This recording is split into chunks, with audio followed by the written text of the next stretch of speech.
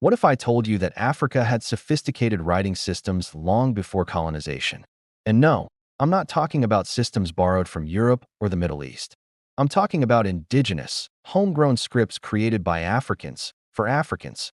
The common narrative paints a picture of a continent with a purely oral tradition, a continent without written history until outsiders arrived. That narrative is wrong.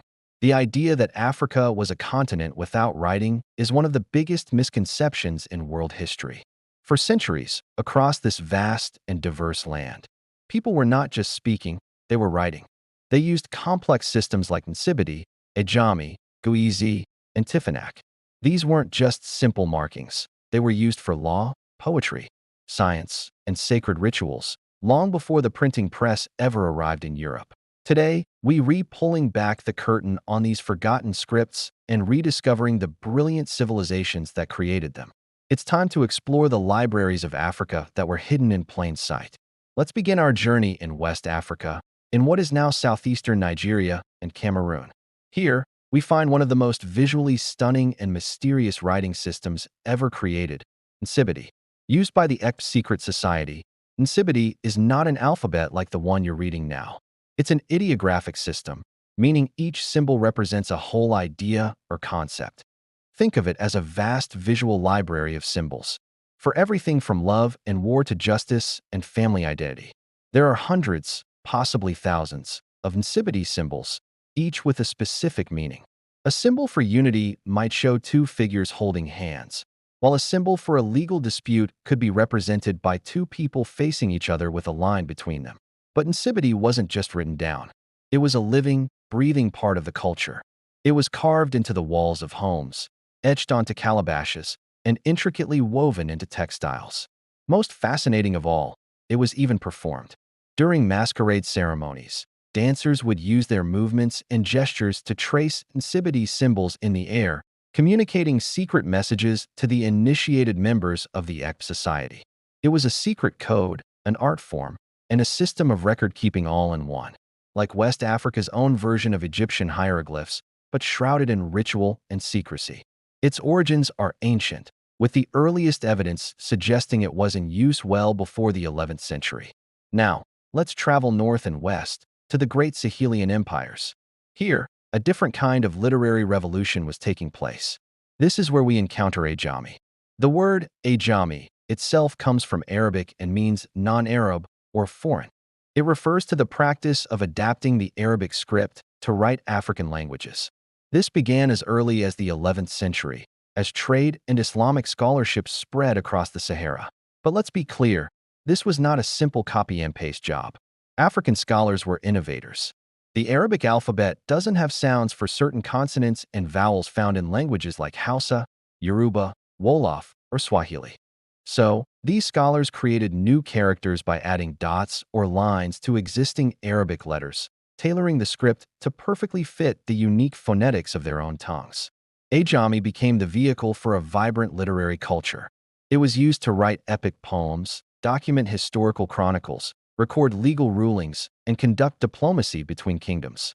For centuries, from the markets of Timbuktu to the coast of Zanzibar, Ajami allowed millions of Africans to read and write in their own languages, creating a massive body of literature that we are only now beginning to fully appreciate.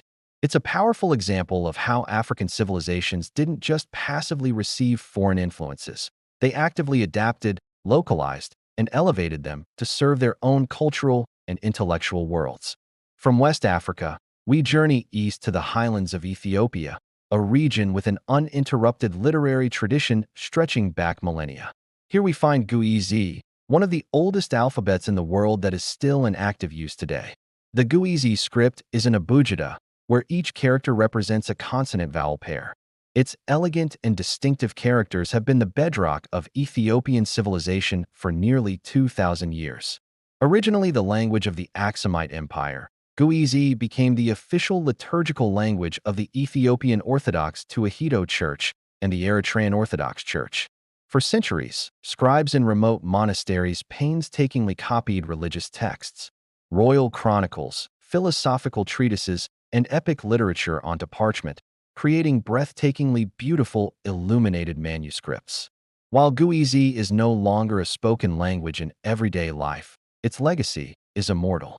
It is the direct ancestor of the scripts used to write Amharic and Tigrinya, the official languages of Ethiopia and Eritrea, respectively, spoken by over 100 million people today. Every time someone in Addis Ababa or Asmara reads a newspaper or sends a text message, they are using a writing system that carries the weight of ancient history.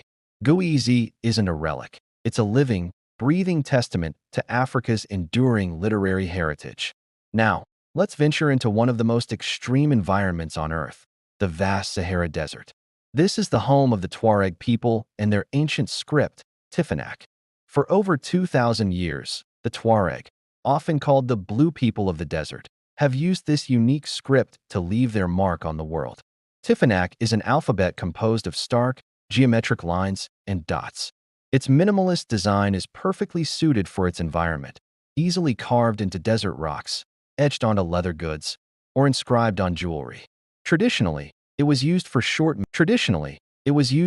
messages, for writing poetry and proverbs, and for leaving one's signature on a landmark to say, "I was here." It was a script of memory, of identity, passed down through generations, often from mother to daughter. It has a mysterious, almost timeless quality to it. Seeing Tifinagh inscriptions on a rock face in the middle of the Sahara feels like discovering a message from another world. In recent years, Tifinagh has experienced a major revival and has been standardized and adopted as an official script for Berber languages in Morocco and Algeria, connecting a modern cultural awakening to its ancient roots. Tifinagh is the signature of the Sahara, a script as resilient and enduring as the people who created it. So, if Africa had all these rich and diverse writing systems, Nsibidi, Ajami, Guizi, Tifinagh, and many others we don't have time to cover, why were we all taught that Africa had no writing? Why was this history erased? The answer lies in the destructive logic of colonialism. When European powers arrived to colonize the continent, they came with a preconceived narrative of superiority. To justify their conquest, they had to portray Africa as a dark continent, in need of their civilizing influence. A continent with its own history, its own laws, and its own literature didn't fit that narrative. So, these indigenous systems of knowledge were systematically ignored, dismissed as primitive, or actively destroyed. Colonial administrators replaced Ajami with the Latin alphabet. They declared ideographic systems like Nsibidi to be mere decorations. What they couldn't read, understand, or control, they sought to erase. They told the world that Africa had no writing, and in doing so, they attempted to sever an entire continent from its own intellectual heritage. But the truth was never truly gone. It was just buried. Africa had written systems. Africa recorded its laws, its love stories, its science, and its power in its own words and on its own terms. The history of human literacy is not complete without these incredible stories. Now, it's our generation's responsibility to unerase what has always been there. If this video opened your eyes and challenged what you thought you knew, please don't just scroll away. Like this video to help it reach more people. Drop a writing hand emoji in the comments to show your support for this hidden history. And most importantly, subscribe to the channel.